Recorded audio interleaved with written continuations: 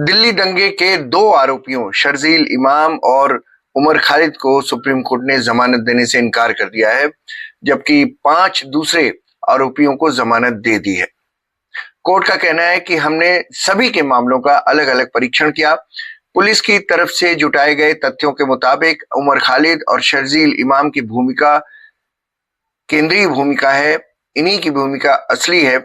इन्हें लंबे समय से जेल में रहने के आधार पर जमानत नहीं दी जा सकती। ये बड़ी बात कही है कोर्ट ने कि सिर्फ इस आधार पर कि 5 साल से ये जेल में है और ट्रायल नहीं पूरा हुआ है, ट्रायल शुरू नहीं हुआ, इस आधार पर इन्हें जमानत नहीं दी जा सकती, क्योंकि यही असली सूत्रधार हैं दिल्ली में जो दंगे हुए थे 2020 में उसके। हालांकि कोर्ट ने यह भी कहा कि दोनों आगे चलकर ट्रायल कोर्ट में जमानत के लिए अपील कर सकते हैं, लेकिन अगले 1 साल में नहीं, 1 साल के बाद। जस्टिस अरविंद कुमार और जस्टिस NV अंजारिया की बेंच थी दोस्तों। सोमवार के दिन यानी आज 5 जनवरी को उन्होंने कहा कि संविधान का आर्टिकल 21 जो जीवन का अधिकार देता है वो बहुत अहम है। इसका हवाला दिया गया है, मतलब जमानत की अपील में दिया गया था, लेकिन कोर्ट ने कहा लेकिन यह अधिकार कानूनी प्रावधानों के परे नहीं है। कोर्ट ने अन्य आरोपियों गुलफिशा फातिमा, मीरन हैदर, शिफा उर्फ रहमान, शादाब अहमद और मोहम्मद सलीम को जमानत दे दी, क्योंकि उन्होंने कहा कि उनका उतना बड़ा रोल नहीं है। बेंच ने फैसला पढ़ते हुए कहा कि जिन्हें बेल देना जरूरी है उन पर कड़ी शर्तें लगाई जा सकती हैं। 12 शर्तें हैं, वो लगाई जाएंगी। उमर खालिद और शर्जील इमाम की भूमिका बाकी लोगों से अलग है। मेन रोल इन्हीं लोगों का था दिल्ली के दंगों में। उन्होंने कहा कि यह देखना होगा कि क्या सभी को बंद रखना जरूरी है। रिकॉर्ड के हिसाब से सभी आरोपियों की भूमिका एक जैसी नहीं है, ऐसा सुप्रीम कोर्ट ने कहा। कोर्ट ने कहा कि मुख्य गवाहों के परीक्षण या इस आदेश के 1 साल बाद शर्जील और उमर खालिद बेल का आवेदन दाखिल कर सकते हैं, यानी 1 साल तक दोस्तों इन दोनों को जेल में रहना ही होगा। सुप्रीम कोर्ट ने कहा कि गैर कानूनी गतिविधियों में शामिल होने के आरोपों को देखना होगा। बहुत गंभीर होकर सुप्रीम कोर्ट ने कहा। बेंच ने कहा कि हमें देखना होगा कि क्या गैर कानूनी गतिविधियों में शामिल होने के आरोप मजबूत हैं। हमें सभी आरोपियों की भूमिका को लेकर रखे गए तथ्यों पर भी गौर करना होगा। उन्होंने कहा कि संसद ने UAPA की धारा 15 जो बनाई है आतंकवादी गतिविधियों को लेकर, उसकी परिभाषा को सिर्फ बम धमाकों, सशस्त्र हिंसा तक सीमित नहीं रखा है। इसका दायरा बहुत बड़ा है, व्यापक है। मतलब धारा 15 में दोस्तों इनका कहना है कि सिर्फ बम धमाके कर दो या सशस्त्र हिंसा कर दो, यही नहीं है उसके अंदर आता है, बल्कि योजनाबद्ध तरीके से प्लानिंग करना और ये सब कराना, दंगा कराना, ये भी आएगा। सुप्रीम कोर्ट ने कहा कि पुलिस की दलील है कि UAPA एक विशेष कानून है, ये सिर्फ आतंकवाद तक सीमित नहीं है। कोर्ट ने कहा कि हमारे सामने दलील रखी गई कि याचिकाकर्ता लंबे समय से हिरासत में है।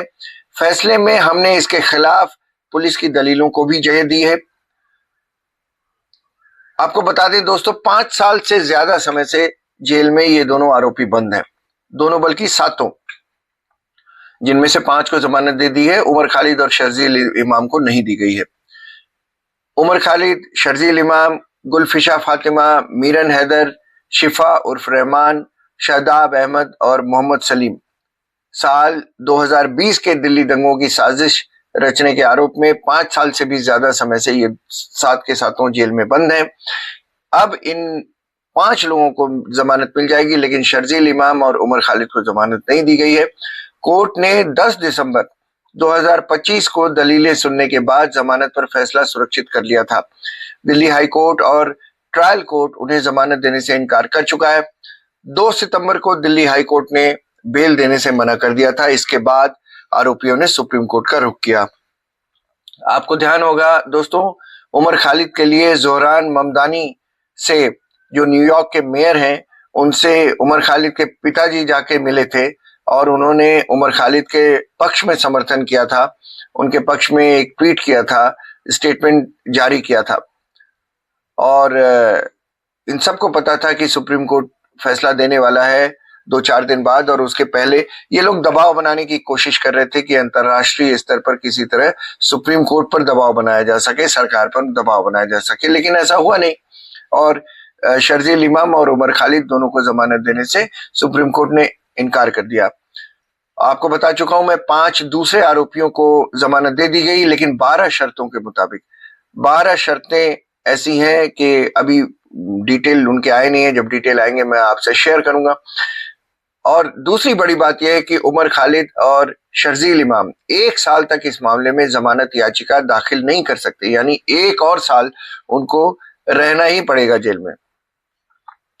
और सुप्रीम कोर्ट ने आज ये भी कहा कि आर्टिकल 21 संवैधानिक व्यवस्था में एक खास जगह रखता है।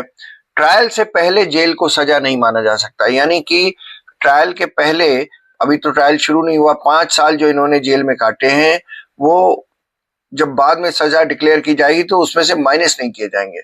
स्वतंत्रता से वंचित करना मनमाना नहीं होगा, ये सुप्रीम कोर्ट की रीडिंग है, सुप्रीम कोर्ट का दृष्टिकोण है, उनकी टिप्पणी है।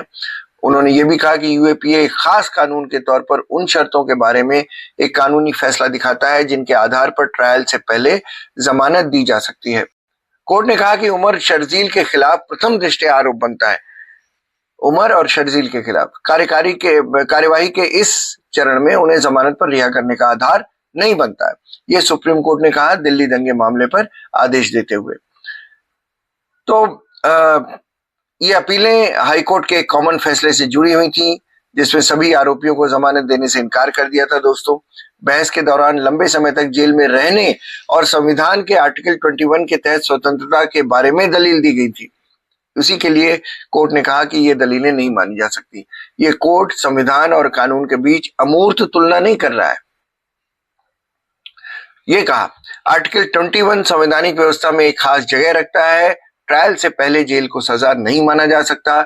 स्वतंत्रता से वंचित करना मनमाना नहीं होगा। यूएपीए एक खास कानून के तौर पर उन शर्तों के बारे में एक कानूनी फैसला दिखाता है जिनके आधार पर ट्रायल से पहले जमानत दी जा सकती है। राज्य की सुरक्षा और अखंडता से जुड़े अपराधों का आरोप लगाने वाले मुकदमों में देरी तुर्क का पत्ता नहीं हो सकती। यानी नेशनल सिक्योरिटी को लेकर कोई मामला हो तो अगर उसमें ट्रायल में देरी हो रही हो तो उस आधार पर, उस बिना पर आप जमानत नहीं मांगने पहुंच सकते। उस आधार पर आप ये नहीं कह सकते कि साहब ट्रायल तो हुआ ही नहीं अभी तक, क्यों?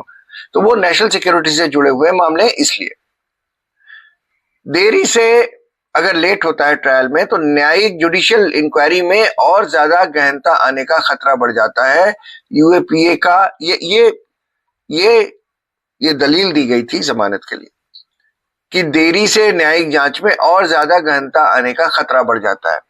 यूएपीए का 43D(5) जमानत देने के सामान्य प्रावधानों से अलग है।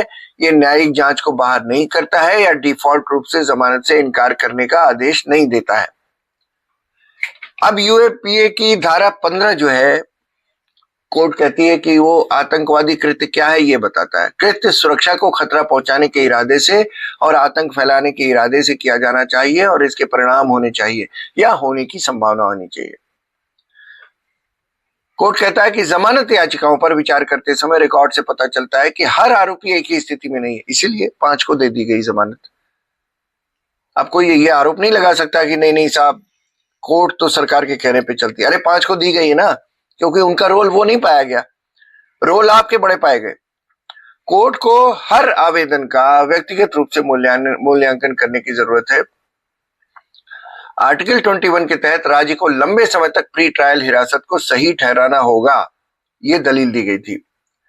तो कुल मिलाकर दोस्तों, उमर खालिद और शर्जील इमाम को बावजूद इसके कि वो अंतर्राष्ट्रीय स्तर पर हमारी सरकार पर, हमारे देश पर और हमारे कोर्ट पर दबाव डालने की कोशिश कर रहे थे। जोहरान ममदानी से इस सिलसिले में उनके पिताजी मिले थे उमर खालिद के, और उन्होंने अपना एक स्टेटमेंट जारी किया था। बावजूद इसके कोर्ट है, अदालत सारे मामलों को अलग अलग देखेगी और उस हिसाब से अपना फैसला करेगी, ऐसा हम सब मानते हैं।